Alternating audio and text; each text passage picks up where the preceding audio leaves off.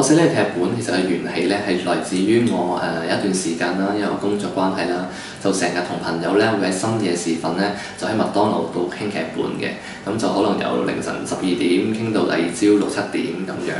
咁喺呢一個時段裏邊咧，我就喺麥當勞裏邊親身咧就見咗好多喺麥當勞裏邊居住嘅或者出現嘅唔同嘅客人啦，咁就見咗好多光怪陸離嘅現象啊，好多好有趣、好得意嘅人啊，我就覺得佢哋點解喺度生活嘅咧？佢點樣喺度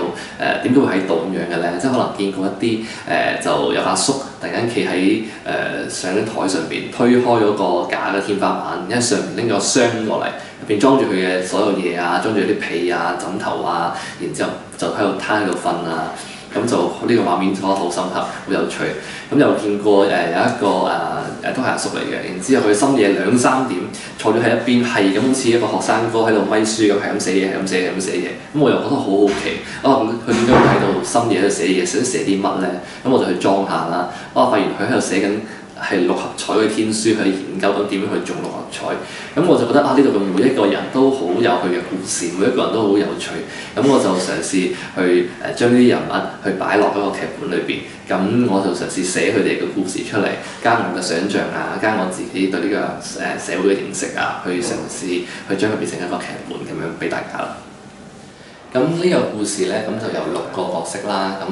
佢哋就喺一個場景，就係咁麥當勞裏邊嘅5個晚上發生嘅故事嚟嘅。咁佢哋點樣由本身係一個陌生人，係喺呢個麥當勞裏邊自己嗌一個23蚊餐，喺度坐喺度搭台食，然之後傾偈，去認識對方，開始去到喺後尾點樣去大家可以互相分擔對方嘅問題。講出自己生活上嘅一啲難處，向對方傾訴，咁成為咗一個可能對方嘅一個慰藉與安慰咁嘅一個故事嚟嘅。咁樣其實呢個故事係可能好受到我喺而家香港呢個城市嘅氣氛啊，一種咁樣嘅生活嘅一種困境與壓力，去令到我咁樣去寫嘅。因為我就覺得深夜裏面嘅麥當勞每一個人都係有佢嘅故事，有佢面對嘅困難與壓力。咁可能就喺我呢個故仔入邊啦，我揀咗有個學生哥啦，又有可能上班族啦，亦都有一個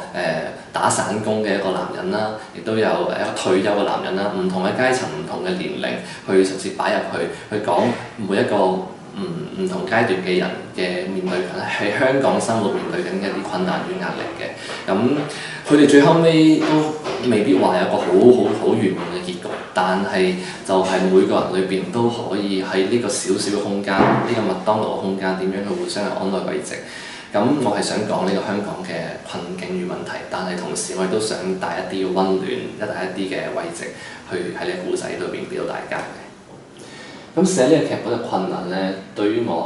可以用2個階段去講啦。第一個階段就係我參加呢個活動之前，我一個人去寫呢個劇本嘅時候，咁就因為我係一個本身寫劇本係一個比較直覺嘅一個人啦，我唔會諗好多佢呢個劇本嘅主題啲乜嘢啊，結構點樣講，而我有人物，有個場景，之後我擺咗喺入邊，之後我就一句對白咁樣去寫，去講佢哋嘅入邊裏邊會傾嘅話題。但係我就寫到1、2場之後，我就發現究竟呢個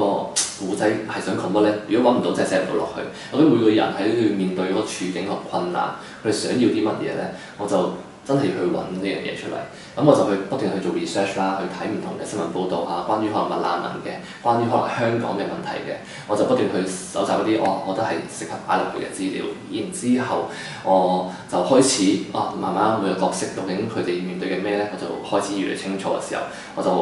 知道我可以點寫落去啦。咁呢個係我一開頭嗰個遇上嘅困難嚟嘅。咁然之後第2個階段就我入咗呢個活動之後，咁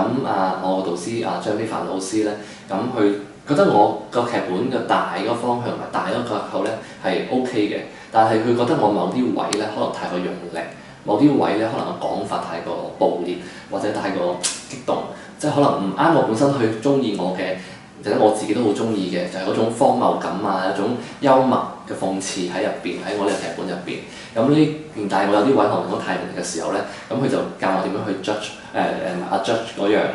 細微嘅嘢，去調節翻點樣去可以保持嗰種幽默感輕鬆感荒誕感喺個故仔裏邊去咁樣去 present 呈現出嚟。咁對佢形容我要改呢劇本就係好似要做一個好細微嘅腦部手術咁樣嘅，要好小心，要筆好輕咁樣去寫，咁對我嚟講係一個好大嘅困難同挑戰嚟嘅，因為有時覺得一改就好似會又改得太過激動啊，又可能一改又牽一發動全身，咁點樣調節嗰樣嘢，我就好努力咁去嘗試去做到，咁我而家呢一刻個方向我都覺得係滿意嘅，咁但係當然希望仲有更加多嘅空間可以俾我去調節更加多，去令佢更加好啦。